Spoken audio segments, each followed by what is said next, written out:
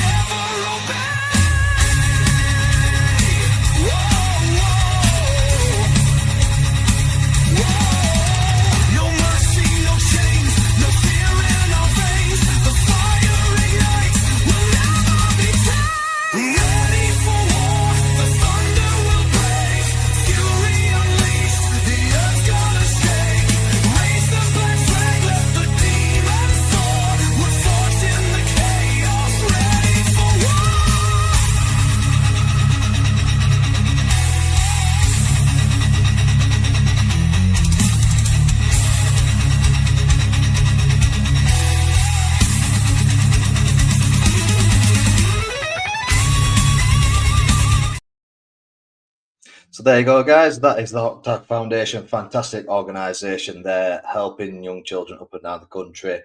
So I'm going to get into this new episode of The Unseen Battles. Very excited to announce this guest. Not only is he a professional wrestler, he's also a professional wrestling referee. Ladies and gentlemen, please welcome Steve Dean. Steve, how's things? Oh, good, man. Can't complain too much, I suppose, in the grand scheme of life. Appreciate the introduction as well. Yeah, man of many hats, jack of all trades, master of jack all. Yeah, so me and Steve were just speaking before we came on air. Both of us have held quite a number of jobs, obviously day-to-day jobs and what have you. So it's fantastic to get Steve on the pod today. Steve actually reached out to me. I think it was just after the Steve Grimshaw pod. I think it was. or was it myself that reached out to you? I can't remember exactly, mate. It's been that long. Either or both, I think, kind of somewhere in there. Yeah, so for those of you that don't know who Steve Dean is, Steve, could you give us a brief summary as to obviously who you are? Oh my, well, that's like being an interview, isn't it? Oh, tell us three things that someone would say good about you. So basically, I've been around the wrestling business since 2012. Started training at House Pain in Nottingham. Then started wrestling on shows from December 2012, and then I've been reffing since 2016. And yeah, just basically been chipping away at it ever since. Just enjoying the ride. Putting the graft in, as always. Yeah, definitely, mate. So obviously, as you guys know how this works, we're going to start this. When we start the interview, I'm going to first dive into Steve's introduction into wrestling, obviously how he got into wrestling and what have you. Then we're going to be navigating through his journey through wrestling as well. So becoming a professional wrestler, then becoming a referee as well, how he combines the two. And then obviously part 3 is when we get a bit darker. So those for those of you that are suffering mental health, hopefully you will watch this because I'm hoping that this will help. If you do find yourself in need of support whatsoever, make sure that you check out the description because I've put a few links in there to my charity, the Samaritans, also for links for addiction as well. If you do find yourself needing some support, make sure you go check those guys out. Make sure that you check out the description below. But other than that, shall we just get straight into it, Steve? absolutely. It's rock and roll. Okay. See you in 2 secs.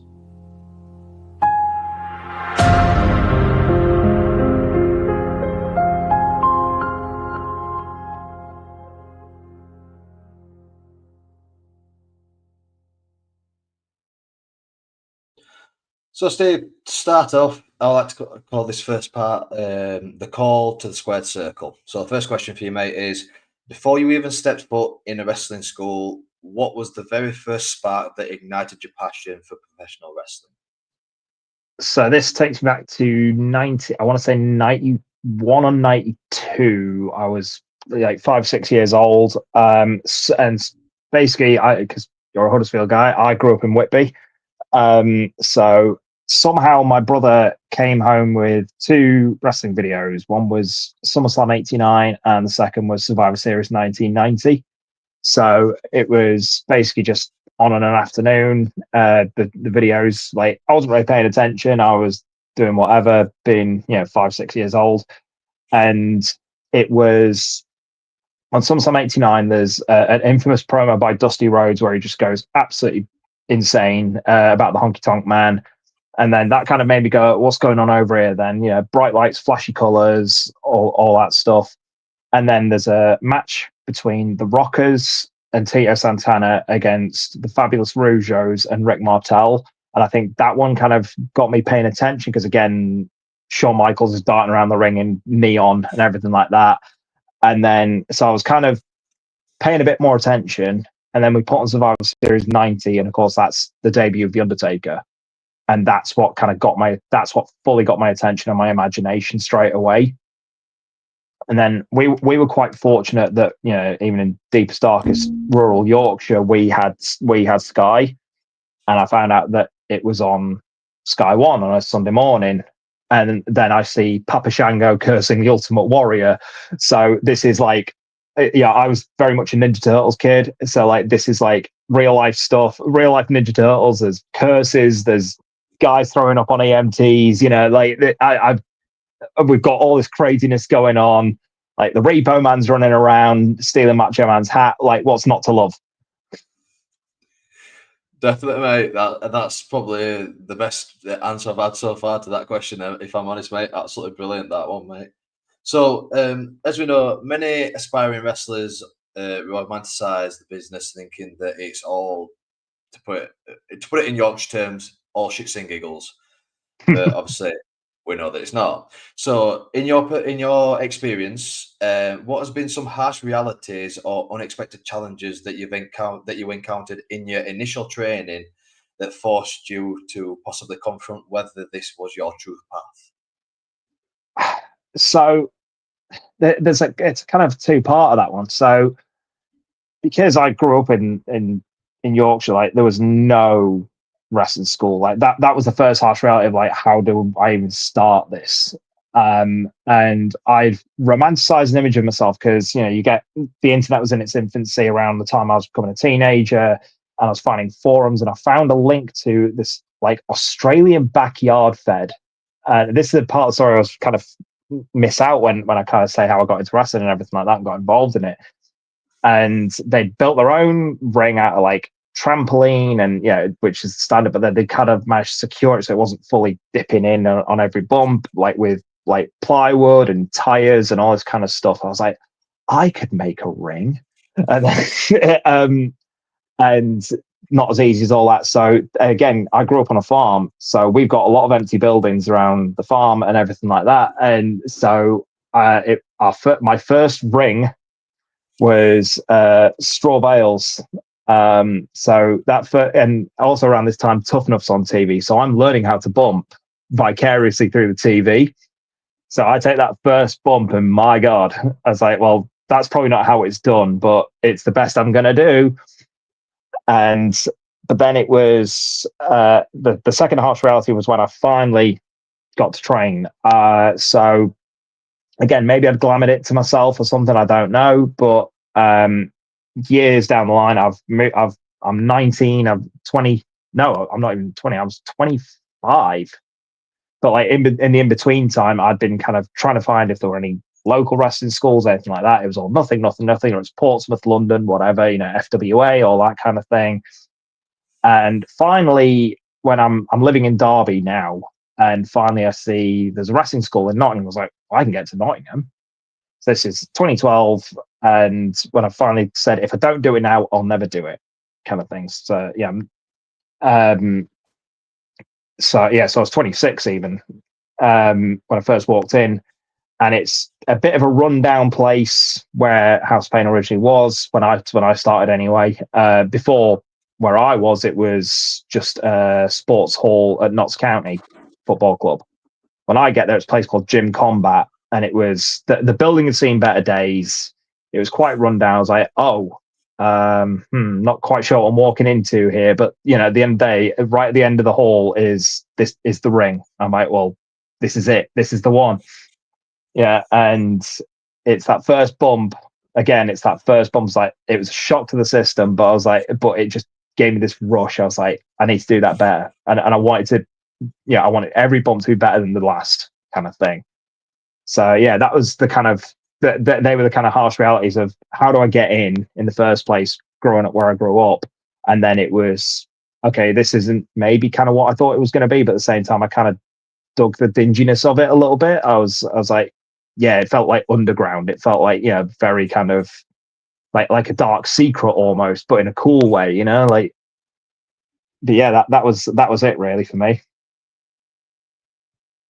Fantastic, mate. I really appreciate you telling us that, mate. So, obviously, looking back on your earliest years, getting into wrestling, and obviously becoming a wrestler, was there any piece of advice that was quite significant that you received, either positive or negative, that sort of shaped your approach to the wrestling business? It's hard because I was quite fortunate, kind of coming up where I came up, because I Sticks as my trainer, so he was always imparting bits of wisdom and everything like that, and still does to this day. So there's always something new out of him. It was like there wasn't really anything that kind of shaped it. More just keep going, just keep going, because like you may not get it today, but when it all clicks into place and everything, you'll be set. Like you'll be able to find different parts of yourself every time. It's not an overnight. There was a lot of it. It's not going to happen overnight. It's not going to come to you straight away. You will have to work at this, because otherwise, like, you'll fall by the wayside. Or if you think if you immediately think you know how it works and you already think you're the king shit, then that's when you need to stop, because not everyone knows everything and they never will. Like, wrestling is a forever evolving, forever changing business and sport, and however you want to view it. Like, and there's never going to be one way to do it. There's always going to be 100 ways to do the same thing. And nothing's right, nothing's wrong. There is good and bad, but there's no right, no wrong either. You know? Yeah, mate, completely get that. Completely understand. So obviously, we know that the physical toll can take quite a lot of effect on people. Obviously, as we've seen just on Saturday, Seth Rollins has injured his ACL yet again in the match with LA Knight. With that being said, besides the physical toll, what were some of the more significant emotional or psychological sacrifices that you made in your career of becoming a professional wrestler? So, I mean, physical, I'm dealing with, like, I have a couple of back issues and hip issues as a result. And that's partly me just not looking after myself properly, but like mentally and all that kind of thing. A lot of it is the physical, like just kind of, the mirror isn't a true reflection. I'll leave it at that for now until we get kind of further down that rabbit hole. But also, it's just, I have a tendency to get frustrated easily sometimes. So when I'm not picking things up, even though I'm getting it hammered home to me every time that, you're not going to get this overnight, when I can't get something, or like I mess something up that I know I've done well 100 times over, and there's just that one time I don't get it, I get really arsy with myself. Just like, I keep saying I'm better than that kind of thing. And like, even just last week at training, it was just a basic kind of warm up thing. And I just did a flip bump. I was like, and I just went to, so we had someone stepping in Stitch was on holiday. So sorry, can I do that again? Because that was shit. And I know that was shit. I know I'm better than that. So I just gave another flip bump kind of thing. Because, and again, I'm my own worst critic time and time again. Like, I will walk away from matches, I'll walk away from shows going, good God, that was, like, I could just feel it in myself, like, that was crap. Like, but then everyone's going, oh mate, you were so good. I was like, really?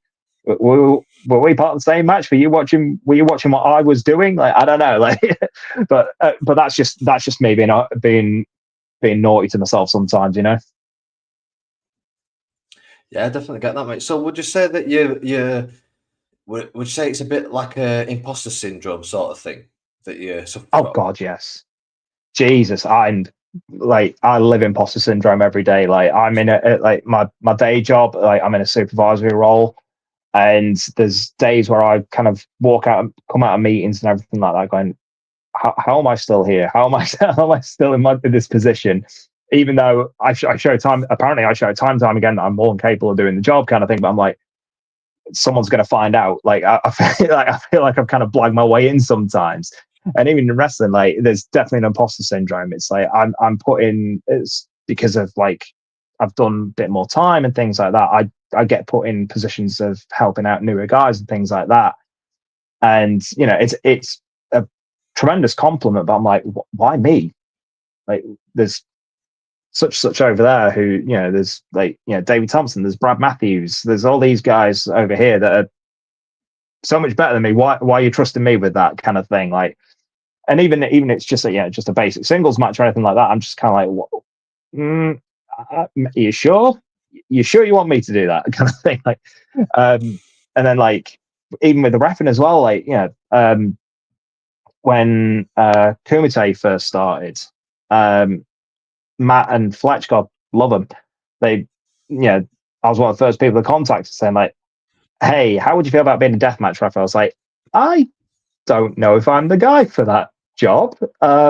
Sure, maybe, yeah. And so they were just kind of like, it's a suck it and see thing. Like, we'll give it a whirl. If it's for you, great. If not, we completely understand. Deathmatch is a very crazy world. But I wound up loving it, but I'm still put in that kind of position of trust, and it's a tremendous compliment, and I'm very grateful for that.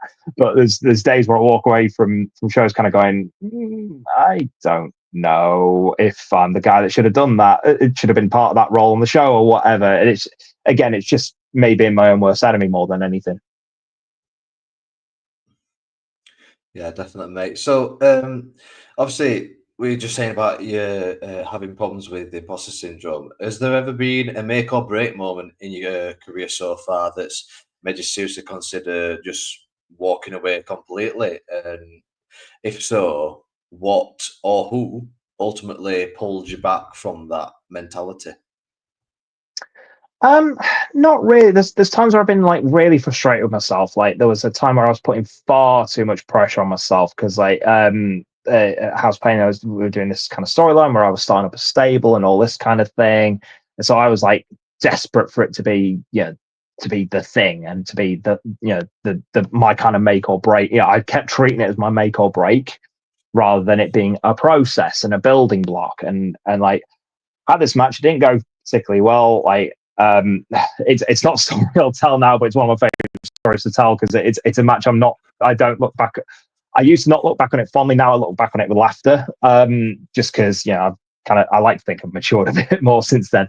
But I basically the whole point of it was, the new group stands tall at the end, and I got so wound up during this match because just silly little things were going wrong. Like, and no one in the crowd would have noticed other than me, but because I put all that pressure on myself, I just, as soon as the match was done, I just stormed out the ring and left my partners high and dry. One of those partners was my wife.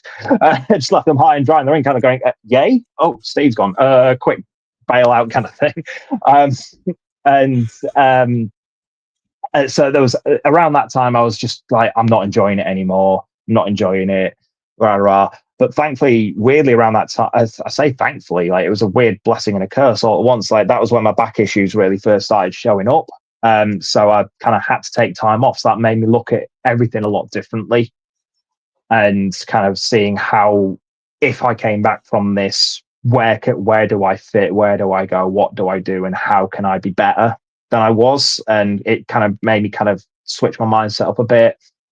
And then obviously during COVID, like that was a big toll. You start at home, there's a lot of uncertainty kicking about.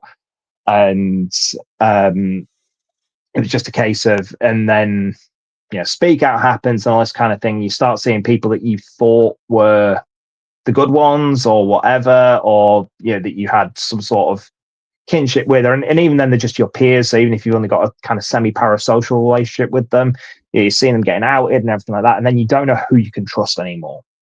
And it becomes very like, well, it was a bit bleak for a lot of people. And, thankfully, the victims got their voice and everything like that.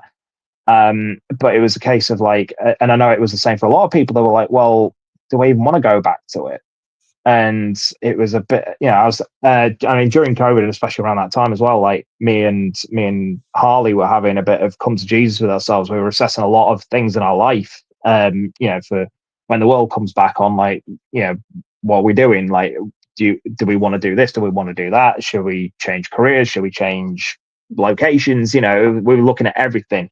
And wrestling was obviously part of that because we're both involved. And so it was kind of, well, do we want to go back to it? Because is it going to be better or worse? Is it going to be a lot of mistrust now, or is it going to be better now that some of those people are gone, kind of thing?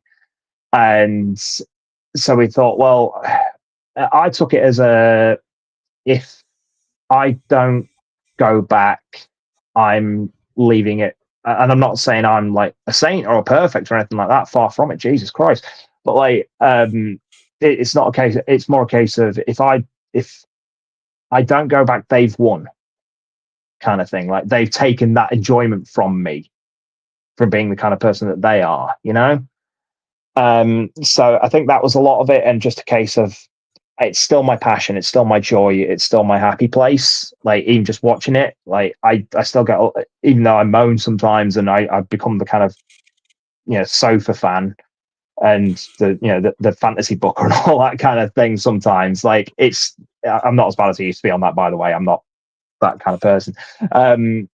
It's I like it's still my happy place, it's still my joy. So I still want to be involved in it. I still want to be around it. And thankfully, when I kind of felt that, and when we started being allowed to train in bubbles and everything like that, I was like, yeah, no, this is where I need to be, kind of thing. Awesome, bud. Awesome. So it's really good to hear that. Obviously, despite going through obviously COVID and everything, I'm sure that a lot of people struggled, and that's where a lot of people's sort of decline into mental health started. That you obviously found wrestling as sort of like a beacon of hope, sort of thing.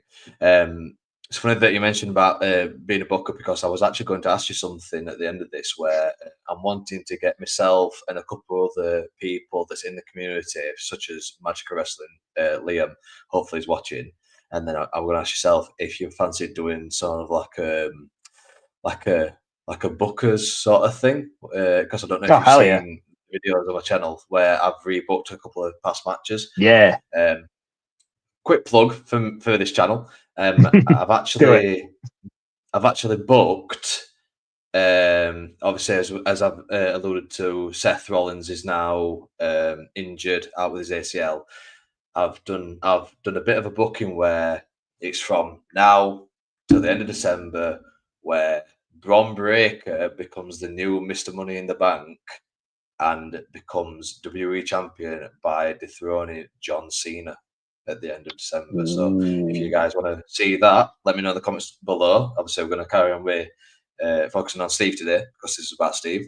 So on to the next question, mate. Obviously, as we know, you went from being a wrestler to a referee. Obviously, the transition of being a wrestler and a referee and then balancing both is quite unique. How did your experience as a wrestler sort of like evolve your understanding of the referee's crucial role in the storytelling and safety within the ring? So it was a case of like it gave me a good understanding of like where I should be and where I shouldn't be, kind of thing. Like Mm, it was the ref should be kind of seen and unseen at the same time. You should know that they're in there, but they shouldn't be taking attention, taking focus, kind of thing. I was very fortunate. I had a couple of good people around me to kind of show me kind of what I should be doing. I mean, my first ref gig was a pure I say accident. Like it was right place, right time kind of thing. That I just got a phone call. I got a message one day like, "Hey, can you be at this place at this time? By the way, bring a white shirt and a pair of trousers," kind of thing. And so Joe Connors smuggles me into. I say smuggles, bundles me into a car. It's like, right, we're off to Blackpool. You're refereeing tonight. I was like, oh, okay. I gathered that as much, which is why he asked me if I had a white shirt, kind of thing. And yeah, so I think like being actually like a physically like part of the show kind of thing, I gave me a better understanding of how to be and where I should be and everything like that. And like, sorry to drop a name for a second, but like I asked Jay Lethal, like, hey, my understanding of a wrestler, I'm now kind of being more of a referee. He's like, well, the fact you've been a wrestler is a godsend, because kind of should know the story beats and kind of where you need to be. Like you understand physicality, you understand vocals, everything like that, and kind of how to communicate in the ring. So yeah. I, I've been teased a few times that I'm a bit overcautious when it comes to safety in the ring, which is weird now considering I'm part of deathmatch. But there's I will.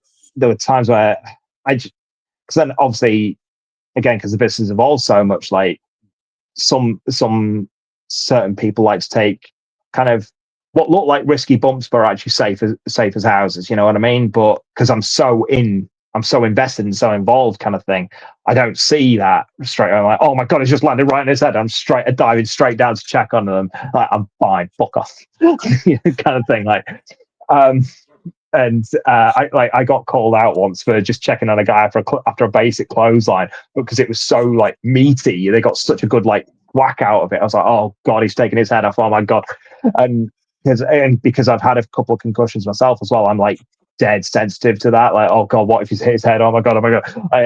I've reined myself in a lot since that kind of thing. I'm a lot better about that. And like now I won't even flinch when the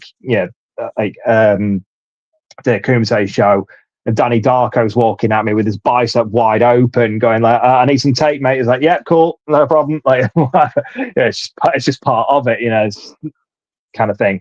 Then there's times where I'm like, but there's been a couple of times where I'm just kind of like, Yeah, basic bump, base bump. Like, yeah, I rattle my head. I was like, oh no, like, yeah, the one time I'm kind of not as overly cautious as normal as the one time someone gets hurt, kind of thing. Thankfully, it's only happened once, but yeah,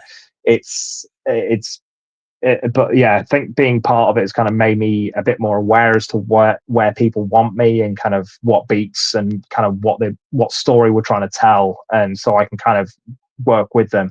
Like I say, recently, about a year ago, I once heard a term, the referee is the magician's assistant, and I really love that term because we're helping kind of the illusion and the kind of we're helping the story along to kind of reach its climax. Yeah.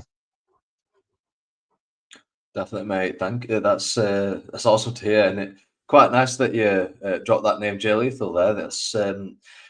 Have you ever found yourself being starstruck by meeting someone like a Jay Lethal? Have you met anyone that's like a big name that everyone would know? I mean, like Jay Lethal was just at a seminar. As far as like yeah, I ref Doug Williams quite early on when I started refing, and that was a big one for me. It was Doug Williams and Spud on like the same show, and I was like, oh yeah. Spud hadn't quite. I don't think he'd started with TNA at this point. I think he was on his way.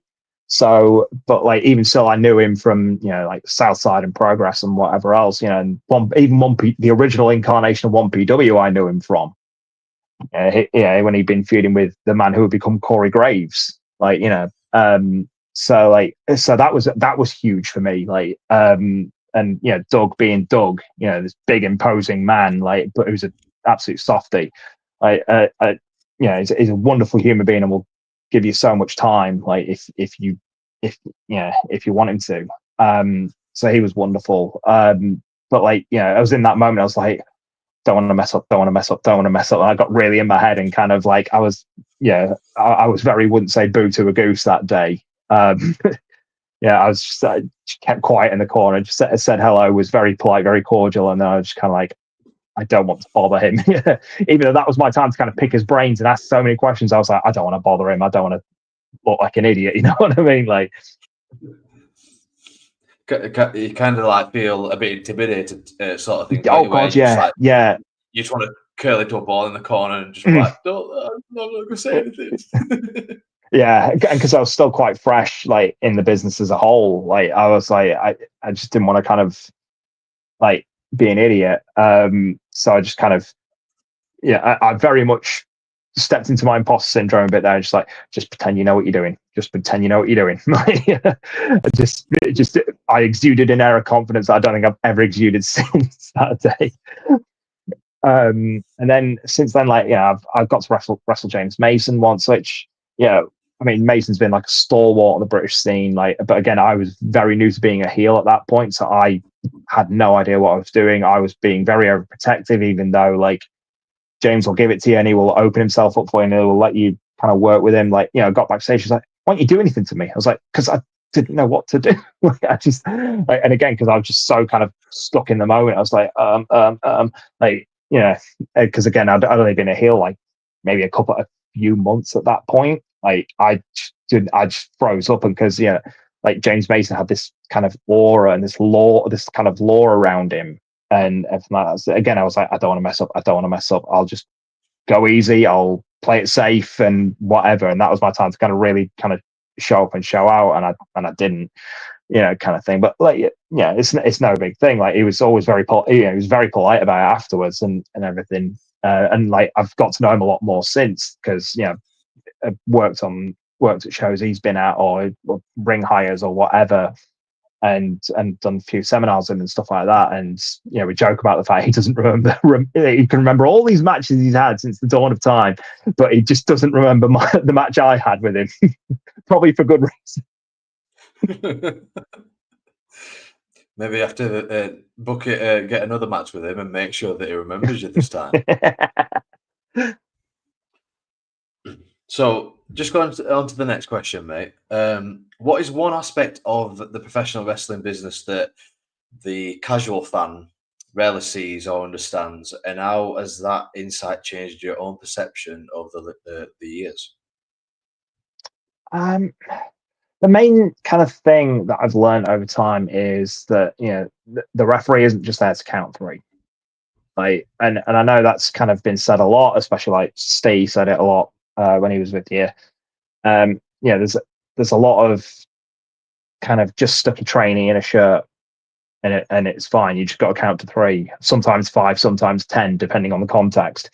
And it's how much when I really got into it and started getting into the nitty gritty and kind of started going under a couple of people's wings, like, it was like, here's where you need to be for this bit. Here's where you need to kind of get a bit more involved here, and kind of realizing I was like frontline medic. I'm the messenger. I'm this. I'm that. I'm wearing loads of different hats at once, and I think that's like a huge misconception of kind of what the referee does. And when I kind of fully wised myself up to that, I definitely got a lot more respect for that. And I think the other one is, and I apologize if I kind of go off on one or go off on a tangent. Like, I will be very honest. I used to turn my nose at the death match.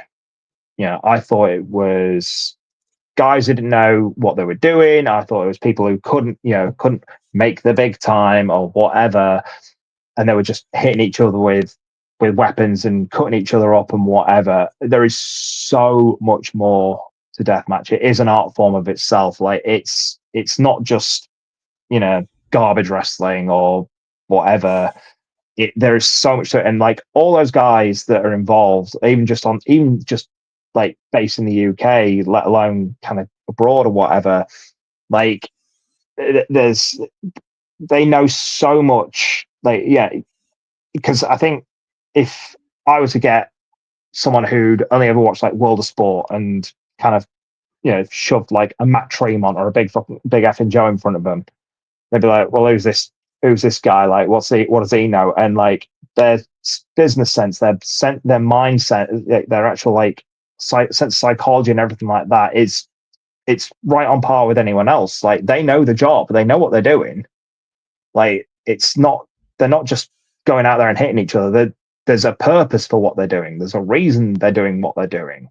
Yes, it's not most people's ideal for what wrestling should be, but at the end of the day, it's no different to any other form of entertainment. Like, there's pop music, there's rap music, there's heavy metal music, there's rom-coms, there's slasher movies, there's the art house cinema. It's just a different genre within the umbrella.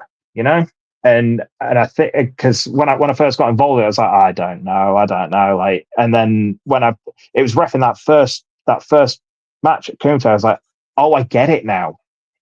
Like, I just got it. I was like, right, this makes sense to me now. I understand. It's not just walk and brawl. It's not just I'll hit you with a tube, you cut me with barbed wire. There's so much more to it. There is so much storytelling involved that I don't think people realize. And yeah, I think it deserves a bit more respect than it gets, because, and not just because of the physical toll, just because of like what they're actually doing is no different. The stakes, like, if you think about how a regular match evolves, like, you go through the motions, you go through the moves get bigger. The kickouts get 2.4, 2.5, 2.8, 2.9. It's no different. The escalation is just different, rather than it being, you go from like drop kick to, a pedigree to a curb stomp, to use Seth Rollins kind of thing. It's now, okay, it's chair, it's barbed wire, it's tubes, it's whatever signature weapon may be, kind of thing. Like, because some guys have like signature, quote unquote signature weapons, like over here, Antonio Gonzalez. I mean, he's solid from like Masada, but he's got like the bamboo skewers, that kind of thing. So like you escalate that way, and it becomes more of a fight to see who can withstand the most, rather than, which realistically is what wrestling is trying to tell. Like, you are beating a guy until they can't get up, until they can't answer the 3 count, and it's no different. It's just presented a different way. Definitely, mate. I completely understand where you're coming from with that one. But so, just going to quickly go through some questions that have been submitted by a fellow zebra of yours, Steve Grimshaw, who was on the pod. Hey. Steve's first question is: how do you balance your ref persona and wrestling persona? It's funny you ask that because it's a question I've asked someone else who's a bit more social media savvy than I am. Because I said, should I just start a new like page for my wrestling? So that, because I think before, like pre-COVID, when I was doing both, I felt like promoters were getting confused as to what I was actually doing. Because I'm putting up match graphics, but then I'm also promoting, hey, I'm reffing over in Leicester today, and kind of things. So I think people are getting confused, and I feel like that's happening now as well. Because I'm putting up promos, being like, this Friday at wherever, I'm gonna kick your head in, whatever. And then I'm like, hey everyone, come watch me count pins over in Barnsley. Yeah, it's very. I think it's a case of, as long as you kind of draw that line of right, because I'm only wrestling at House of Pain as a means of kind of trying to help the newer guys or whatever, and just kind of sort of scratch that itch a little bit. Because like when I was done, when I thought I was done with wrestling in 2022, start 2022, I genuinely thought I was done, and I was happy with what I'd done. And then it was again, I'm going to name drop, I apologize, but it's like I was watching Kanji, who's someone I've known a long time, and they'd done, New Japan had done the show over here, the Royal Quest or whatever it was, and they were like technically the first like women's match in New Japan history or something like that, or the first in a long bloody time or whatever it was. And I told Kanji, it's like, hey, I've not got around to watching it yet. It's on my list, like, because I kind of try watch as much of everything as I can. And of course, one of my friends was like, I haven't watched it yet, I apologize. And she was like, no, it's absolutely fine, completely understand, but when you do, I'd love some feedback. I was like, mate, I'm not giving you any feedback, don't be stupid, kind of thing. Right? I said, I will just watch it as a fan, because it's very hard for me to watch wrestling as a fan now. Because I've always got that brain on of like, oh, well, why are they doing it like that? Why are they doing that there? Or it's like, oh, that would be really good for that move, or that sequence would be really good for so and so. I'll remember that and I'll tell them when I see them, kind of thing. And I said to Kanji, I said, I'll just watch it as a fan and whatever. And I did. I switched my brain off entirely and I just watched it as a fan. She locks up with Alex Wins. I'm like, fuck, I miss it. And I couldn't believe it was that easy. And it was, so I just went to Styx. I was like, hey, do you mind if I just get involved in training a bit more, like be a bit more physical in training? He's like, yeah, absolutely, yeah, do what you want, do what you feel comfortable with, kind of thing. Because obviously I'd stopped because of my back and everything like that, but because by this point it had like a year or so's rest, 8 months, a year's rest, something like that. So I was like, I'm feeling okay, and I'd been to see chiropractors, stuff like that, so I was feeling okay. So I was like, it's just a few bumps, and then suddenly it's like every few weeks we'll do like match practice and things like that. Put into practice what you've learned over the last few weeks, and we'll run a match and everything like that. So I was like, so I did that first match. I was like, I can still do this, kind of thing. I was like, so then it was like, Styx, how do you feel about me coming back on shows? He was like, yeah, I'd say why not. I was like, cool. But like the main thing was because I've done like a whole retirement match and all that kind of thing, like a loser leaves match and all this kind of thing.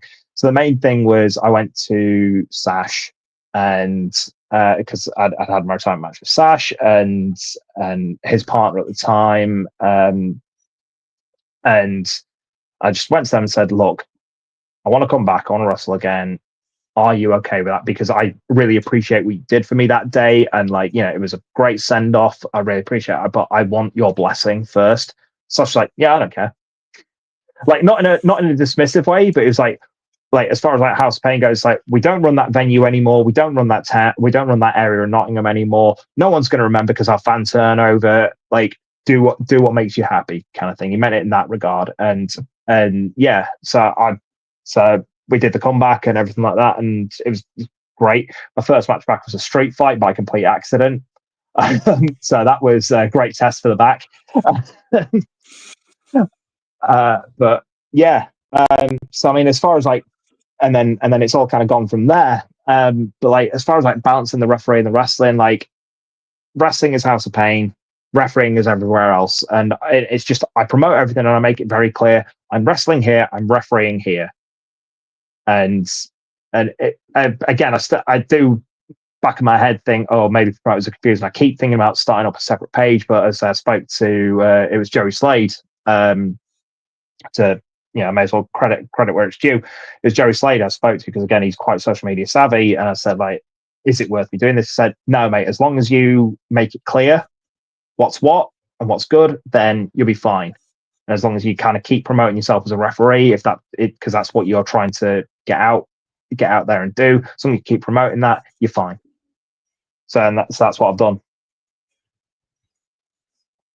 I think you do right there, mate. It sounds like it's been quite a hell of a journey for you, if you don't mind me saying. And it's you kind of take it in your stride, sort of thing. That you've worn you wear your heart on your sleeve very much. So, like you're very honest and like you're very much a man's man sort of thing. Like you will just not take any business sort of thing. You'll just be very honest, and I've got to say, I really do like that about you, Steve. It's oh, bless you, thank you, mate. Steve, so Steve's next question is, how has your business been impacted since coming out? If that makes any sense?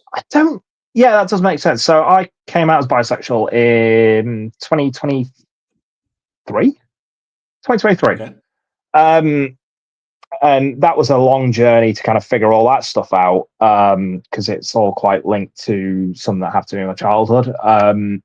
And I recently found out yesterday that a friend of mine has been through the exact same thing, with like dealing with their sexuality as well. So that was it was weird that it was the exact same like thing that had kind of put them into hiding, as it were. I keep air quoting. I'm so sorry. Like, my boss at work does that, and it drives me insane because she does it at the wrong time. Sorry. Sorry, tangent. So yeah, I don't think it's really affected anything. If anything, it's made me more honest. And just kind of, I'd be lying if I said it hadn't got me a booking somewhere. I think maybe ? I think it did get me the booking at Camp Wrestling, which, by the way, was one of the most batshit but most fun shows I've ever done. And big shouts to Camp Wrestling. Please have me back. Yeah, I don't think it's really affected anything. Like, because I was quite open with the fact that that's who I was. Like, I put a big thing up, and just said, hey, by the way, like, yeah, like I basically went to my friend group chats first and was like, hey, this is me now, by the way. Like, nothing's changed because apparently this has always been me. I just didn't know it or have a label for it. Harley, my wife, she figured it out before I did. Didn't think to tell me. But yeah, it was so. I went to the group chats first, then I kind of went out to the world, like, hey, this is me, whatever, and like nothing changed. I was just like, yeah, cool. Like, it was just business as usual. Like, and then because I went on Jack Murley's podcast to kind of talk about my journey in that sense, and I do maybe think that, as I said, that maybe that kind of indirectly got me the booking at Camp Wrestling. I don't know, or if someone put in a word for me, whatever, I don't know. But I think it's made my visibility. Yeah, it's given me that visibility a bit for sure. And then for people who do run that kind of show, like Camp Wrestling or like the Pride shows or whatever, they know that kind of I can. Yeah, I hate to say meet that quote. That's not the right word. That's not the term I want to use. Like, they know I'm kind of part of that community and represent and have the correct representation and everything like that, and they can do what they want with that. Yeah, definitely know where you're coming from with that one, mate. So, obviously, since coming out, have you faced any have you faced any controversy in or outside the ring? Has there been any problems with crowd members? Any problems with could be fellow wrestlers or referees or whatever? Has there been any controversy with that at all? And if there has, how have you combated that? A yes and no. Like it wasn't even in wrestling. Like it was someone who doesn't know me all that well and maybe doesn't understand like the full sexuality spectrum and all that kind of thing because they're a bit younger. So said, so hang on, you're bisexual, which means you're attracted to men and women, but you're married to. Like, how does that work? Like, they don't understand those things can be mutually exclusive. So like that, and that was an easy sit down, just like, hey, no, this is how it works, like kind of thing. And because I've only just realized myself, I was already in this committed relationship, blah blah blah blah. And they're like, oh, okay. So they walked away a bit more educated, whatever. I say yes, and I don't think this fan knew that I was identified as bisexual or whatever. I won't name them because I don't want to shame anyone in that instance. Like again, I put this down to fans just being drunk or whatever. Company I work for semi-regularly, their fans are known to get a bit leery sometimes, and that's even the kids in the crowd. Like there's effing and jeffing from kids as well as the parents, which is bizarre. But they're basically we're doing some sort of like big hardcore brawl match there and everything like that. We had two referees out there, and whatever reason, the other one was paying attention because I was dealing with someone who was bleeding out, was bleeding quite profusely, and it was the first time they'd bled as well. So I was trying to keep them calm. I was also trying to because the blood was flowing and it was getting in their eyes. So I was trying to make sure they could see and they were okay and everything like that. And a pin was happening in the ring behind me, and someone in the crowd go, "Oi, ref, you effing F word, that's a derogatory term for a homosexual. There is something happening in the ring. There's an effing pin going on in there." So yeah, I was like, that's not cool. That's the first word you went for, is it? Okay. I mean, so that's the closest thing I've ever come to any kind of prejudice or anything like that. And yeah, I had a word with the promoter afterwards. It's like, you might want to curb some of this stuff because it gets it starts to get a bit personal, even if they don't intend it to. Like, it just starts to get a bit personal. So maybe you need to curb this. So, but they're just passionate. I was like, when they're throwing around words like that, that's not passion. That's just being derogatory. Like, yeah. But that's the closest I've ever come to any kind of prejudice in that kind of regard. Okay, mate. I think with you saying just there about the kids being quite leery, I went to my first ever indie show with my friend Liam, who was the creator of Magical Wrestling, a place called New Lodge in Barnsley. It's considered to be quite rough, and the kids were quite the same. Like, obviously, just shouting, swearing. They'd got these little stick things that they were hitting the wrestlers with, so obviously hitting the heels, but then also hitting the faces. And partway through the show, I don't drink myself personally. Partway through the show, I said to Liam, "Watch this," and I shouted, "Grab his dick and twist it." And all the parents looked around at me like I was in the wrong. I'm like, "Love, your kid's just been running around and licking his finger, shoving it into that plug socket. I think you need to sort your that more than all." But anyway. Yeah, like it was very strange at this place because again, the fans are quite leery. There are 4-letter words flying around all over the place, and a particular one that begins with C was thrown in someone's direction. It was thrown in Davey Thompson's direction. And this is the first time Davey had worked there, so he was like, "Whoa!" Like, we had warned him beforehand that, like, yeah, fans get a bit riled up here, so just kind of watch yourself, kind of thing. But of course, Davey, being the savvy performer that he is, thought, well, if they're going to give me, I'll give back as good as I got. And he didn't even say anything that bad. He just said, sit your fat self down, or something like that. And then Davey had to come out and apologize to the fan. Like, the fan complained. It's like, I'm sorry, what? She's just called me an effing C, and I've got to go out and apologize for telling her to sit her fat ass down. It was so bizarre. it's so strange sometimes there. I've learned to just kind of ride with it and whatever and deal with it. And I'm just reffing. It's only because we did a storyline years ago with Harley where I was the crooked referee. I was like the Nick Patrick to her. I was her Nick Patrick. I was her ace in the hole kind of thing. Screw job finish, whatever. But then they're also expecting me to ref the rest of the card, fairly. So then, and I said to the pro, I was like, we should have either built to this and have some sort of comeuppance for me, or have me get my recompense and kind of repent and everything like that, or I just need to leave because I feel like the fans aren't watching your guys; they're watching me to see what I'm going to do next, kind of thing. So I did actually step away for a while, but somehow about a year and a half, I think I was gone from there. I came back and it's like I'd never been gone. They were like, "Oh no, watch him, ref! Watch him, he's a cheater. You can't have him reffing, he's a cheater." I'm like, I've been gone for so long. Harley isn't even here, so we can't run that back. And even when she has been there the same time as me, we've made sure that I don't ref her matches and stuff like that, so we don't kind of create that issue.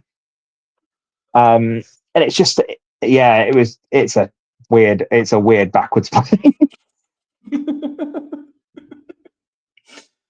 So just going on to Steve's final question, bud, and then we're going to get into the third part and the final part of the video, which obviously is going to get a bit can get a bit hairy and a bit deep.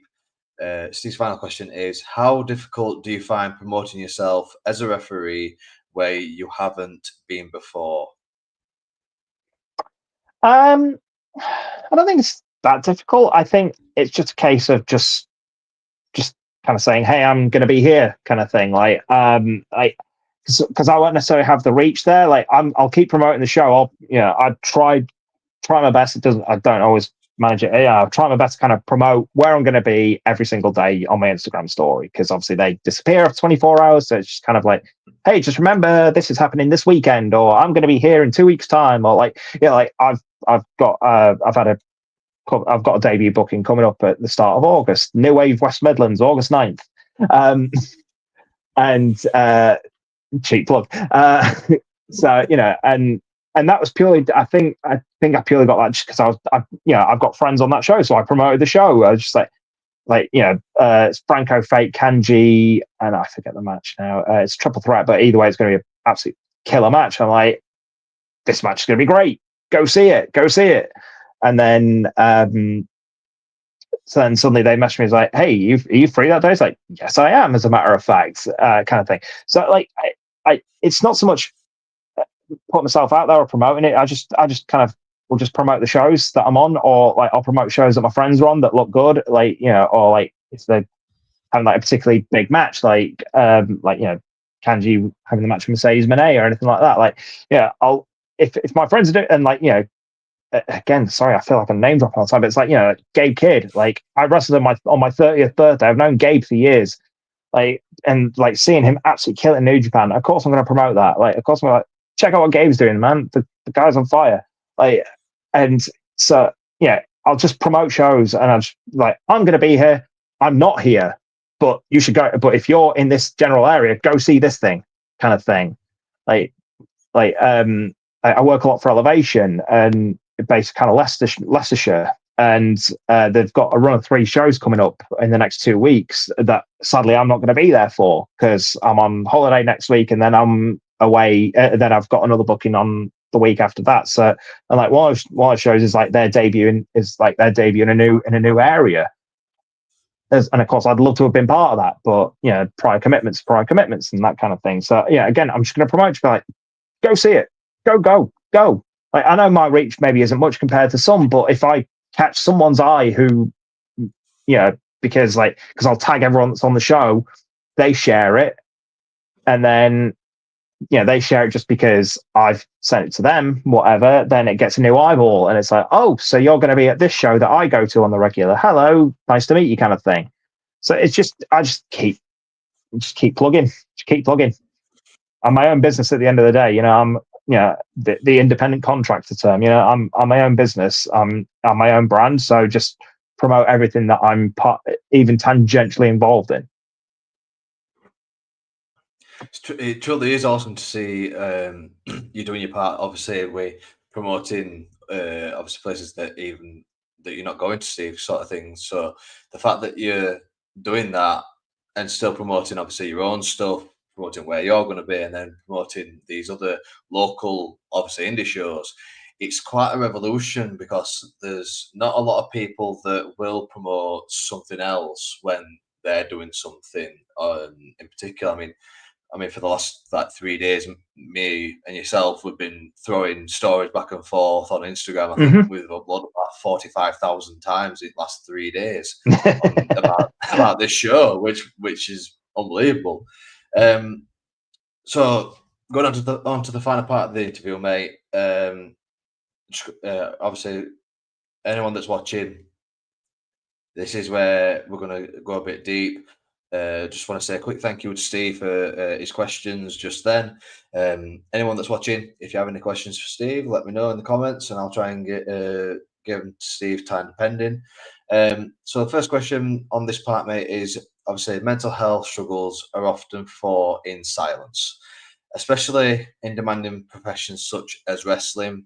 When did you first become aware that you were grappling with mental health challenges, and what were the initial indicators? So I think the first, back in my day, it wasn't called mental health. It was just you're having troubles.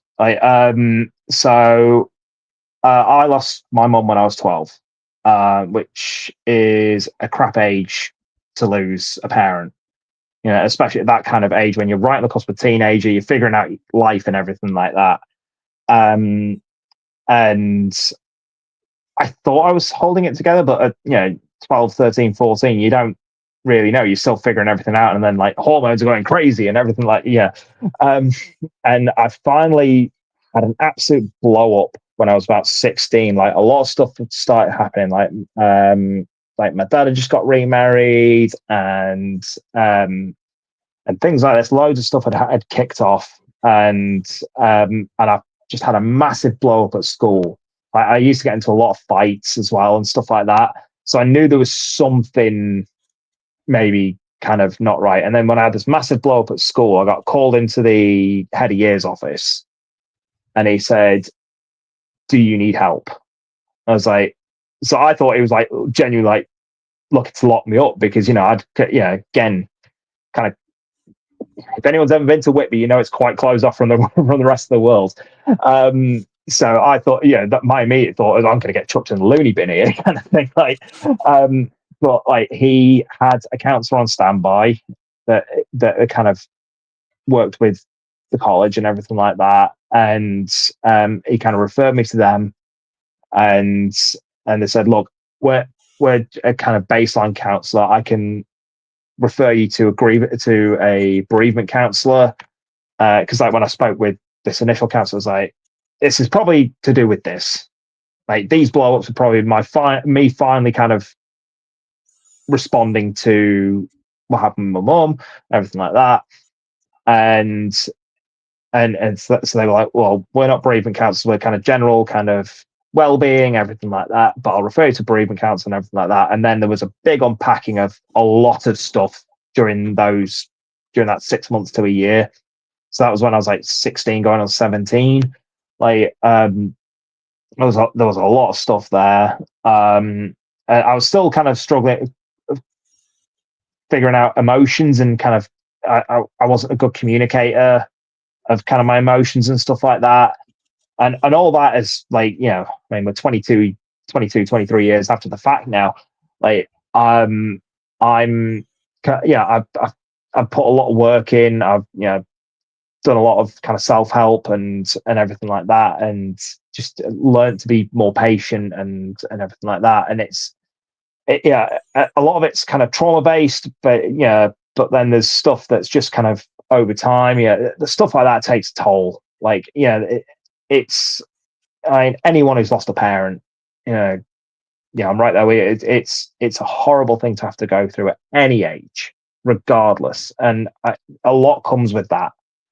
and it's a minefield to kind of walk through, and it's tough, man, because like it's I don't know, I'm struggling to kind of put words to it, but it's yeah, because I've kind of had all these years to kind of navigate it all, and I'm not saying that that is the sole thing. There's probably so much stuff that's kind of come along with that, but I think I've all kind of put it into this little package where it's all this one kind of all-consuming thing. And in a way, I guess it is, like, because new challenges come up in your life. Like I've dealt with other loss. I've dealt with just a lot of kind of not feeling like I'm enough, especially like when I've lost.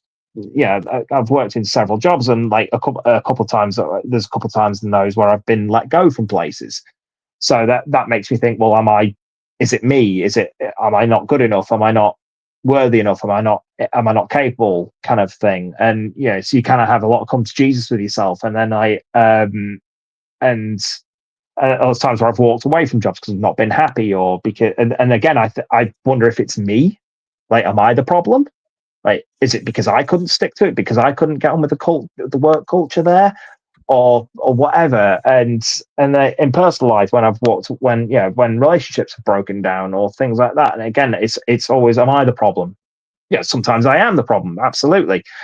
But of course, when you're a teenager or a young adult, everything like that, everything else is the problem. It's you versus the world and whatever, and it's not me, it's you, kind of thing. And see, there's a lot of deflection that comes with that, and I've learned to take a lot on me. I've learned to be a lot more self-reflective, and at least I like to think I am, and kind of understand that, like, I'm hard. Let's say it's a friendship breakdown. Yes, I'm half the problem here. There's clearly some sort of issue here before that we can address that's caused this friendship, this relationship, this whatever to break down. And like, so yeah, that's the kind of main stuff I've dealt with. A lot of it's like bereavement and kind of grief counseling, grief issues, and that kind of thing. That's the main stuff I've dealt with. But then as a result of that as well, it's caused abandonment issues as well. So I get clingy with people. Like, if I feel some sort of connection with someone, I get very clingy. And I lay my cards out on the table straight away with people. It's like, when I feel like some sort of bond or whatever, I'll be like, just as a heads up, I'm probably going to message you every day a lot, because this is what I deal with and this is what I go through and everything like that. And then some people can handle it, some people can't, and that's fine. And then as a result of that, sometimes I get false emotional attachments as well, and I read things wrong, and all this kind of thing. Like, I've never been diagnosed. I'm probably some sort of I probably lie somewhere on the kind of spectrum. I don't know. I've never thought about it, because again, when I was growing up, there was there's no autism, there's no ADHD. You're just acting up. You're just special. You belong in the gifted class. Kind of thing. Like, that's just the weird kind of growing up in the 90s in me. I deal with all. So I deal with all these abandonment issues. So I get awkwardly close to people sometimes, and then as a result, when I realize I'm doing that, I back off too much as well. So then I become very socially awkward, and I don't want to say the wrong thing. And then when I try not to say the wrong thing, I wind up putting my foot in it, and I do say the wrong thing, or I just kind of say something out of turn, or like completely unfiltered, or completely like bizarre. I've brought someone into a conversation halfway into a conversation I've been having with myself. They're only picking up half a conversation, so they're like, "What? You weirdo, fuck off," and kind of get away from me as quickly as possible. I've done that quite a few times, especially even in the last 2 years. I've done that a lot. And then like, being part of wrestling as well has brought its own issues. Like, I never knew I could be so self-conscious and so body conscious. That's always been the main one. Like, it's just like when I had like a job I was in, got me so depressed, it manifested as an eating disorder, because because it was a very heavily monitored environment. So I felt like I didn't have time to. I felt like I didn't have time to eat. I didn't have time to walk. I didn't have time to have a drink of water because I was just so like it was just go go go all the time. It was so heavily monitored, and then it manifested as like an eating disorder. It's like I don't have time for this. I don't have time to eat. I don't have time to eat. And then when I would eat, it's like no, this I don't need this. I don't need this, and I would I would purge and all this kind of thing.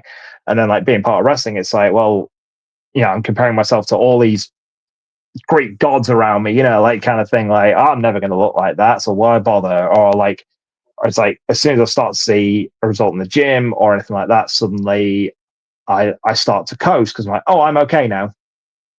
I don't put I like or that kind of thing. Like the scales lie to me, and the mirror lies even more.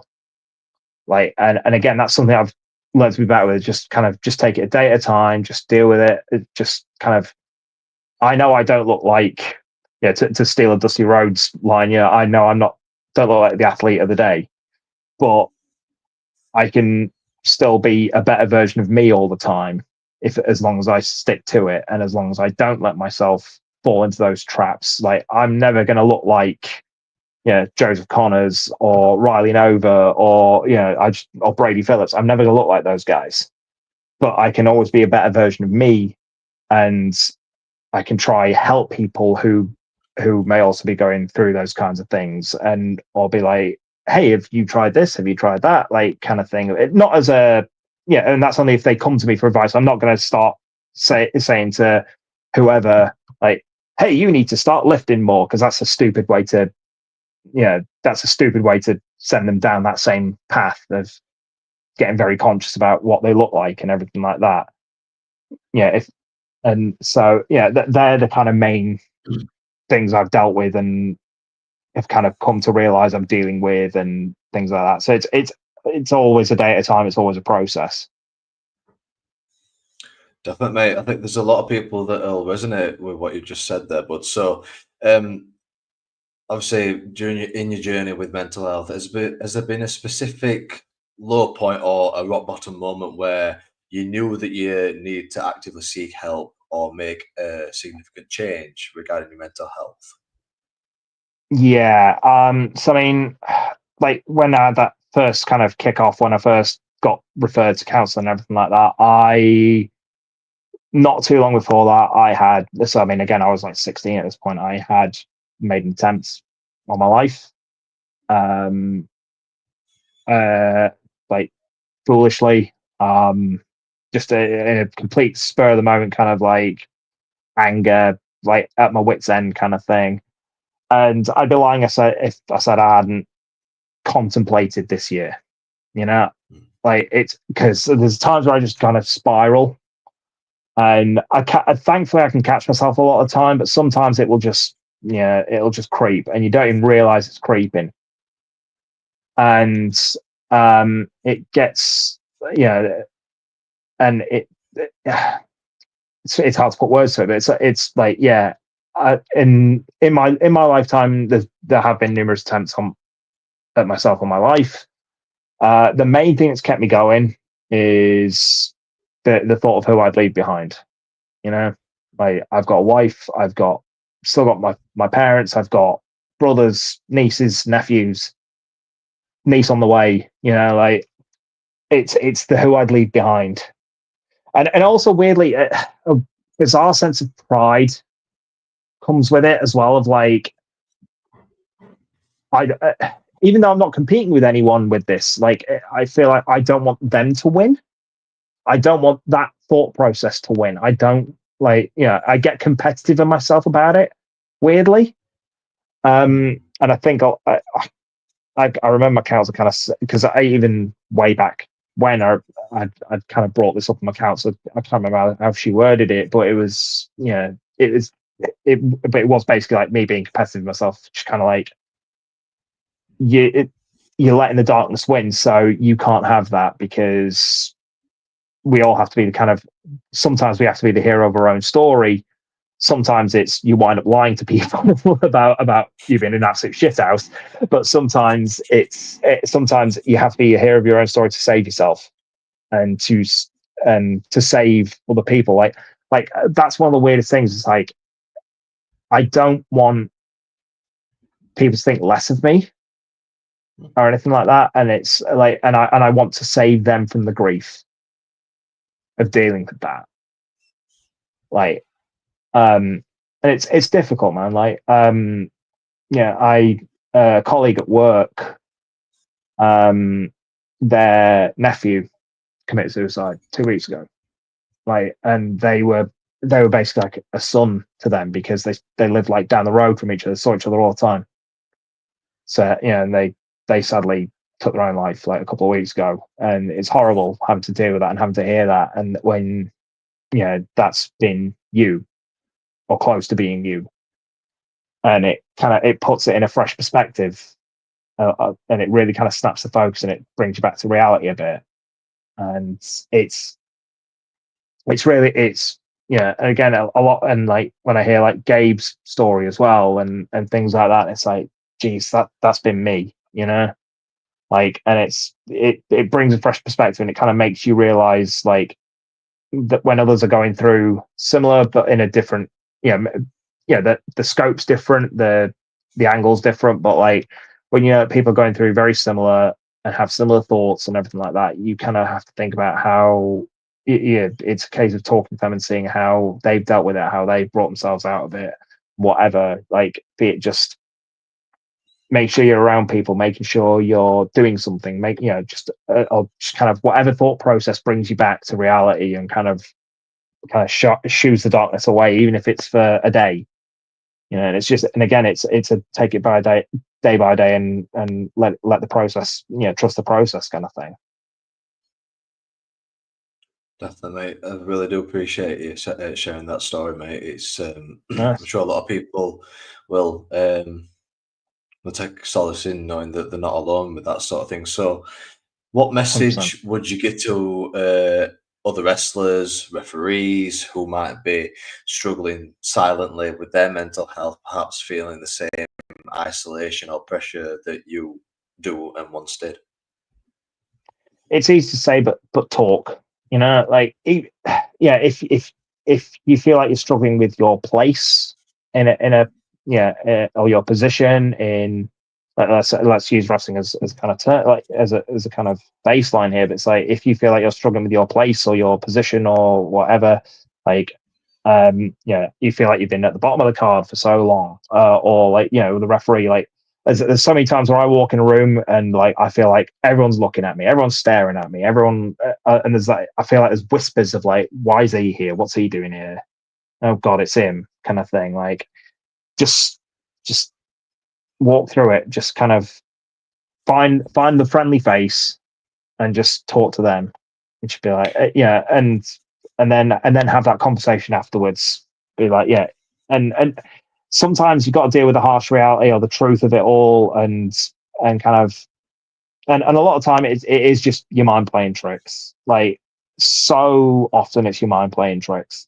Like, the particular company I work for, like, again, it was that feeling of like, every time I walk in the door, I feel like no one wants me there. Like, what have I done? Have I upset someone? If I have, please let me know so I can make it right with them.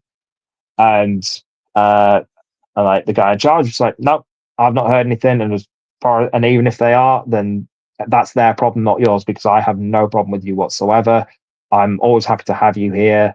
I don't always show it because I'm usually stressed out on show days, but like, I'm always happy to have you here. You know that, like, and I appreciate all the work you put in and everything like that. Like, there's always going to be a sense of imposter syndrome. There's always going to be a sense of you're less than someone else. Like, you're not as good as someone else. And there's always going to be that's never going to go away, unfortunately. Like, as horrible as it sounds, like, but you can always be the best that you can be for you. And there's always going to be someone that will listen to you. There will always be someone on the end of the phone. There will always be someone through Messenger, even if they can't reply to you straight away.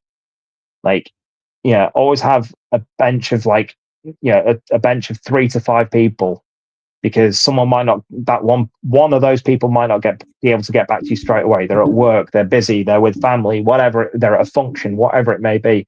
But if you have a solid bench one of those people is going to reply to you. One of those people will hear you out. One of those people will kind of talk to you, even if you want to talk about nothing, even if you want to talk about football, if you want to talk about, if you want to talk about if you want to talk about Evolution, if you want to talk about Great American Bash, if you want to talk about All In, the night before, because that's hopefully your happy place, so you can talk your happy place with the other people in that sphere, or or whatever your thing is, like, oh, did you see the latest whatever movie? Did you see that documentary on Netflix? Did you see, whatever it is? Just there's always someone that's going to want to talk to you about something, and then even then there's going to be people that want to talk to you about your problems. Like, nothing's a burden. Like, I'm always very wary about talking to people about that stuff, because I don't know what other people are going through silently, and I don't want to put my stuff in their lap. But I've got other ways I can kind of vent or like get my stuff out. That's part of the reason I wrestle, is just to get rid of all the I'm body slamming my negativity away. Like, I'll put a bit of extra mustard on that kick. Just because that's that colleague that I don't like that day. Whatever. And it's so I know that I can bear other people's problems if they need it. Some people who may not be in that position where they can have their own kind of coping mechanisms, I can kind of take their burden a little bit. And that grates on yourself as well. If you're willing to be that person, sometimes that is going to grate on you, and it's going to awaken some of your own demons. But it's but I like to think I'm on some people's benches, so I've got to be prepared for that. But I know I've got people on my bench as well. I know I've always got people in my corner. I know I've always got people who are going to help me through whatever the hell it is. And there's going to be people for you as well, I think that's pretty sound advice, that, Steve, mate. If I'm being honest, that's brilliant, bud. So, as we're starting to wind down, mate, looking back, what is the biggest triumph that you've experienced in your mental health journey, and what does that triumph mean to you on a personal level? Biggest triumph, I think, is just say I've lived. Like, I know that sounds really kind of indirect, but like, it's maybe a bit of a cop-out answer, I don't know, but like, I've been very fortunate in 39 years of life, 13 years of wrestling. I've been able to experience so much cool stuff, like, that I never ever thought I'd be able to experience. Like, I get to travel to Scotland on a regular basis, which is such a beautiful part of the world. Even the Scots won't admit it, but it is. To be part of like a wrestling scene there, like, I get to be around some of the coolest people. I get to work with some of the best talent in the world. Like, even if they won't admit it to themselves, like, I've got to see like people come up from nothing and take on the world, and that's so cool to me. That like, and that gives me a belief that like I want to be part of those moments with those people, and that kind of that keeps me going a lot. And that to me is huge. That like I can be just a small part of someone's journey.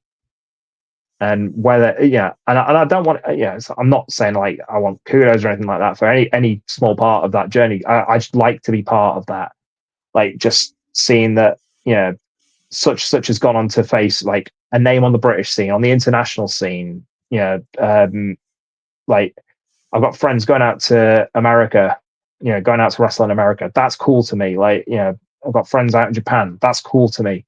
Like, and just being part of that and just getting to live vicariously through them, like, it's so wonderful. And if I had given in to my own demons and my own self-doubts and my own insecurities, I'd never get to see any of that. Like, I wouldn't get to see my family grow. I wouldn't get to see like, all these amazing moments. Like, it would all just be gone, and I'd get to see none of it. And and weirdly, I'd feel guilty about that. Definitely, mate. So, second to last question, bud. What is the most important lesson you've learned about yourself through the intertwined journeys of your wrestling career and your mental health battles? I'm better than I give myself credit for.